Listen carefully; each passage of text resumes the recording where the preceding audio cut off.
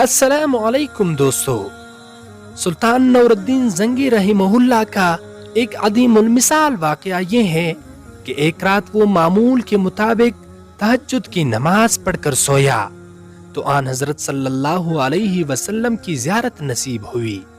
देखा कि आप सल्लल्लाहु अलैहि वसल्लम दो बोरे रंग के आदमियों की तरफ इशारा करके फरमा रहे हैं, अंजिदनी अनकिदनी मिन हादैन, मेरी मदद को पहुंचो, मुझे इन दो से बचाओ।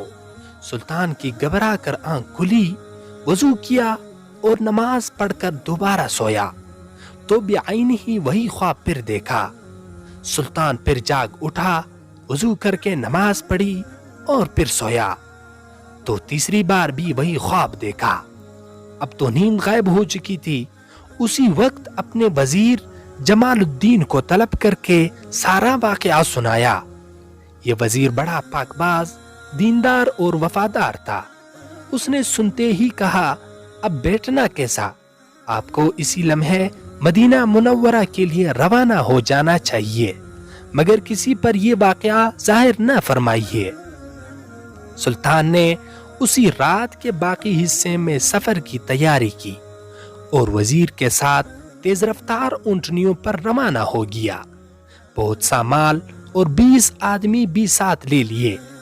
दिमिश्क से मदीना मुनव्वरा का सफर जो 1 माह में तय होता था, सुल्तान ने सिर्फ 16 दिन में तय कर लिया और सुबह के वक्त गुस्ल करके मदीना मुनव्वरा में दाखिल हुआ।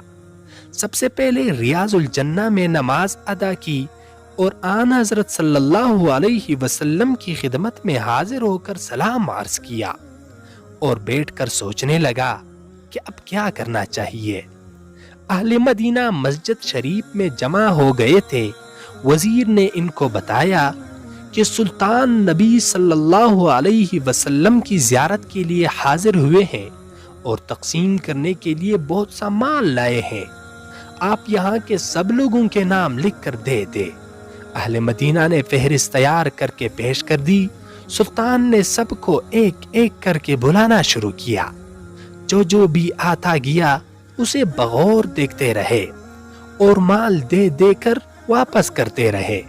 सब लोग फारिग हो गए, मगर उनमें कोई शख्स भी उन दो में से ना था जो ख्वाब में दिखाए गए थे। सुल्तान ने पूछा, क्या कोई आदमी अपना हिस्सा लेने से रह गया है? लोगों ने इनकार किया तो सुल्तान ने कहा, सोचो, गौर करो, शायद कोई रह गया हो। इस पर लोगों ने बताया कि मगरिब स्पेन के 2 आदमियों के सिवा कोई बाकी नहीं रहा, मगर वो दोनों किसी से कोई चीज लेते नहीं। वो नेक और मालदार है और गरीबों को वो खुद ही बहुत सदकात व खैरात देते रहते हैं। सुल्तान ने ये सुनकर कदरे इत्मीनान का सांस लिया और दोनों को बुलवाया। देखा तो ये वही 2 शख्स थे जिनकी तरफ इशारा करके रहमतुल लिल आलमीन सल्लल्लाहु अलैहि वसल्लम ने ये फरमाया था कि अंजिदनी अनकिदनी मिन हादैन। सुल्तान ने पूछा, तुम कहाँ से आए हो?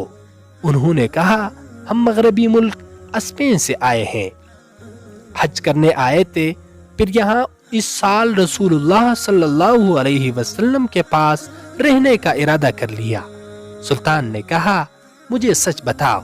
इस पर वो बिल्कुल खामोश हो गए। सुल्तान ने पूछा, उनकी रहायशगाह कहाँ है? बताया गया कि हुजरा शरीफा रोज़ा अक़दस के बराबर एक मकान में रहते हैं। सुल्तान इन दोनों को साथ लेकर इनके घर पहुंचा तो वहां बहुत सा माल और दौलत और कुछ किताबें वगैरह के सिवा कुछ नजर न आया। अहले मदीना ने सुल्तान के सामने इन दोनों की बहुत तारीफ की कि हमेशा रोजा रखते हैं, नमाज़े पाबंदी से रियाजुल जन्ना में अदा करते हैं और आन हजरत सल्लल्लाहु अलैहि वसल्लम की ज़ियारत के लिए पाबंदी से हाजिर होते हैं। रोजाना सुबह को जन्नतुल बकी के कब्रिस्तान की ज़ियारत के लिए जाते हैं। सुल्तान खामोशी से ये बातें सुनता और उस घर में घूमता रहा। फर्श पर एक चिटाई बिछी थी। सुल्तान ने उसे उठाया तो उसके नीचे एक सुरंग कूदी हुई नजर आई जो हुजरा शरीफा तक पहुंच चुकी थी। अब तो लोग घबरा उठे। سلطان نے ان دونوں کی خوب پٹائی کی اور کہا ساری بات سچ سچ بتاؤ۔ اب انہوں نے اعتراف کیا کہ وہ در حقیقت عیسائی ہے، ان کے ہم مذہب لوگوں نے انہیں اندلسی حاجیوں کے بیس میں یہاں بہت سا مال دے کر بھیجا ہے تاکہ آن حضرت صلی اللہ علیہ وسلم تک نعوذ باللہ پہنچ کر آپ صلی اللہ علیہ وسلم کو یہاں سے نکال کر اپنے ناپاک دلوں کی بڑاس نکالے۔ انہوں نے بتایا کہ وہ رات کو سرنگ کی کھدائی کرتے تھے اور جمع شدہ مٹی کو چمڑے کی تھیلوں میں بھر کر جنت البقیع کی زیارت کے بہانے وہاں جا کر قبروں کے درمیان پھیلا دیتے تھے۔ یہ سلسلہ مدت سے جاری تھا کہ آج رات جیسے ہی ہم کی حجرہ شریفہ کے قریب پہنچے تو اچانک بادل گرجنے اور بجلی کڑکنے لگی، سخت زلزلہ آیا اور یوں لگا جیسے پہاڑ اکھڑ جائیں گے، یہاں تک کہ صبح کو آپ پہنچے۔ سلطان یہ سب سن کر اللہ تعالیٰ کے حضور بہت رویا کہ اس نے اس عظیم خدمت کے لیے اس کا انتخاب فرمایا۔ پھر ان دونوں بدنصیبوں کے سر قلم کروا دیے۔ ان کو حجرہ شریفہ کے قریب والے اس روشندان کے نیچے قتل کیا گیا جو بقیع کی طرف کھلتا تھا، اور حجرہ شریفہ کے گرد گہری خندق پانی کی سطح تک کھدوا کر اس کو پگھلے ہوئے سیسے سے بھروا دیا۔ اس طرح حجرہ شریفہ کے گرد سیسے کی ایسی فصیل قائم کر دی جو پانی کی سطح تک پہنچی ہوئی ہے۔